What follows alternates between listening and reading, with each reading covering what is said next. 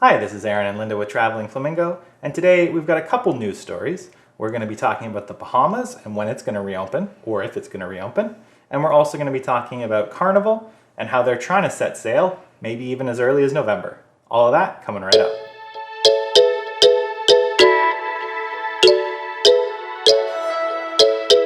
So when will Bahamas start allowing cruise ships again? I know we have seen some cruising already in Europe, but the Caribbean, I know our weather is getting cooler. I'm hoping to be going down to the Caribbean, so what's that going to look like? There hasn't been any cruising there since March, of course, and this is a big deal. This is a country that depends a lot on tourism. Cruising or tourism in general accounts for 50% of the country's GDP and 60% of their national employment level. So it's a big decision to make. You're looking at safety, but then also you're looking at, the economy and employment levels as well. So Bahamas has decided that in phase 4, they will allow cruising again. So it's nice to know when that will be happening.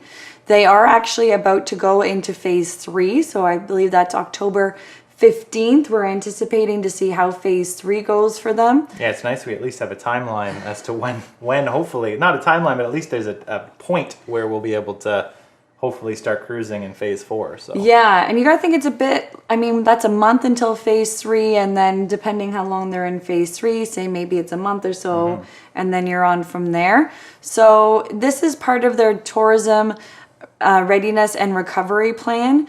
So that in the phase 3, it's going to be beaches and major hotels. Yeah, so the date for phase 3 is October 15th. And so we're pretty excited to have that date come. I know it's about a month away, but then we'll just see how much longer until phase 4. And, this is big because, they're looking at the tourism readiness and recovery plan and what that's going to include. The phase 4 is not going to be just cruise ships, but it's also going to be including other areas as well.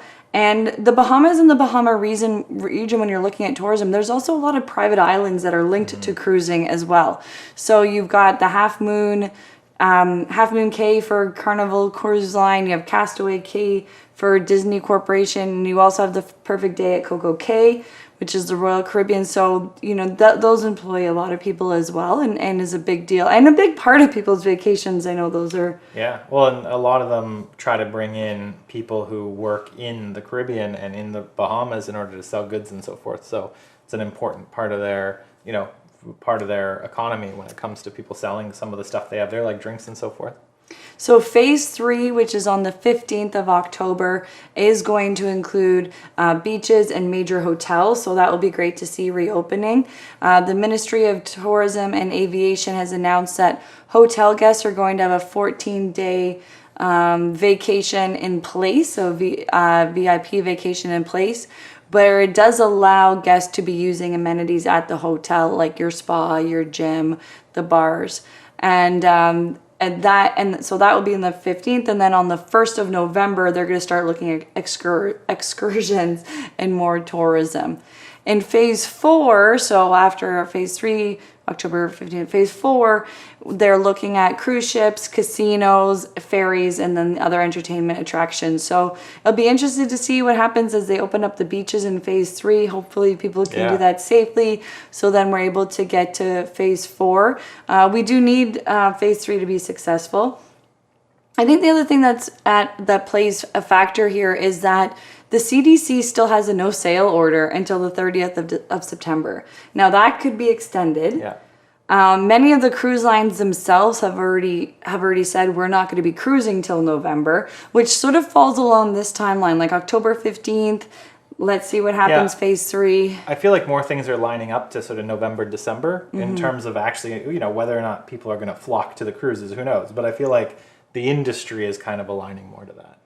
Yeah, and I think that's following here, and maybe not right away in November, but as you said, closer to December. The other thing for Bahamas, which they're going to have to be looking at, is I think a lot of people who go would be from the U.S., and they actually have a ban from U.S.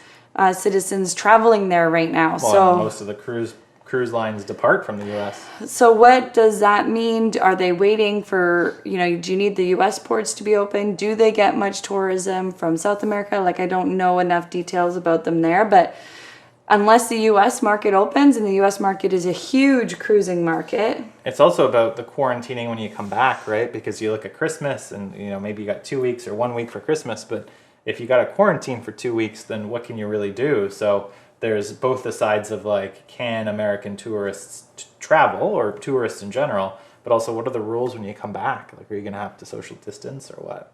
I still think it's a promising cruise news story overall, though, because we are finding out what the phase is. It's not wishy-washy. Like they've said, this is the phase. This is what has to happen first. At least it's some hard dates, which we've not had. But at least hard objectives, which we've not had for a little while. Even dates aside, like at least phase 4, when we get to phase 4, they can open up. Like, that's good.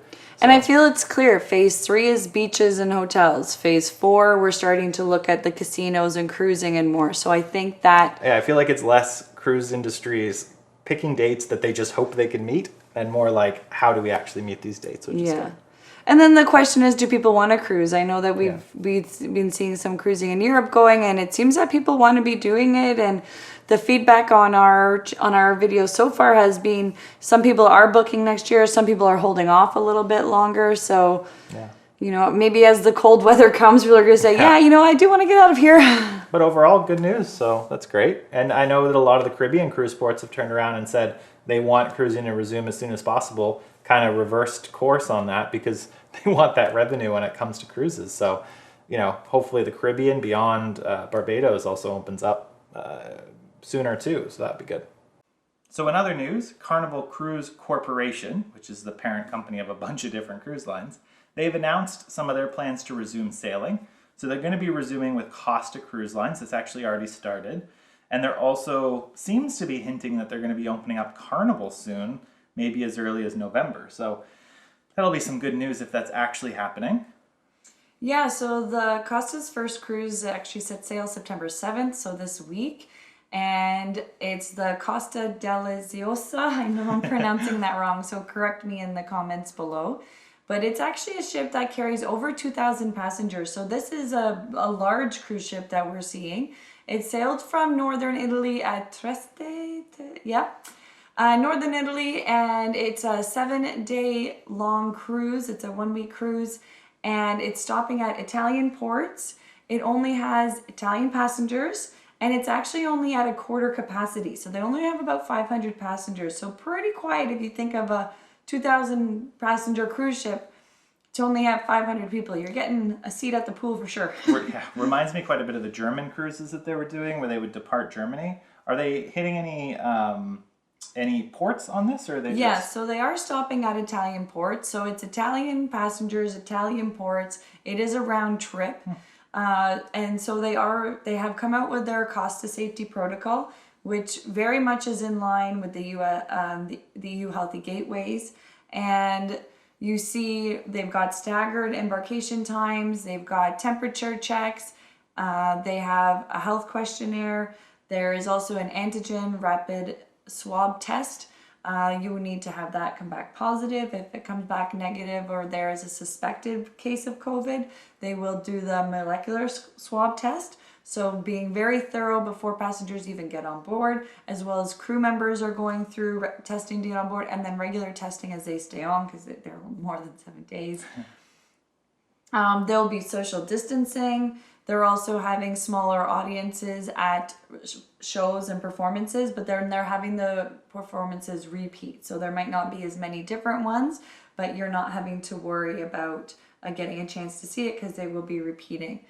And there'll be no buffet, so we've had lots of talk about buffets. Linda's favorite part of any cruise. I do like sneaking in there for a treat on the way back. But so there isn't going to be a buffet. There's only going to be seated dining and seated restaurants. So I think that takes out a lot of complications. And when you go and you only have a quarter of your passengers, it might be easy to do this. As more the capacity increases, are they able to still not have a buffet? Will be something. There's reduced capacity, theaters, lounges, restaurants.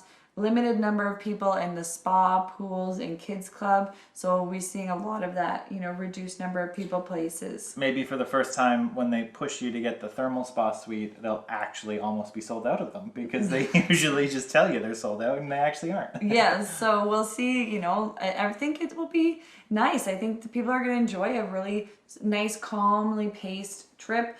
You're not having to get up and rush to get a chair or make a reservation. Like, I just think it'll be nicely paced.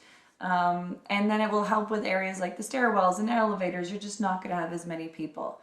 But on with that, the cleaning and sanitation, they're increasing how often that's happening. They did say face masks when necessary. So that's something that if I was going on the cruise, I'd like to dig a little deeper as what is deemed necessary. What I might deem necessary might not be what other people deem necessary. So I think that would be, like, I'm sure that is highlighted a bit more specifically. Thinking, elevators might be necessary, but our hallways, so that kind of thing to look into. But you will want to bring a mask, so that's something to know. Lots of hand sanitizer. Our hands we're all going to need some good moisturizer, and something else they've added in is self-service clinical thermometer kiosk. Oh. Yeah, so very interesting. You're sort of doing it yourself rather than having somebody standing there. I'm sure someone is monitoring it, but again, regular temperature checks. And we'd also seen the same with MSC as they've started cruising, that if you're doing an excursion, it has to be with Costa. And no sneaking off, no going off to do your own thing.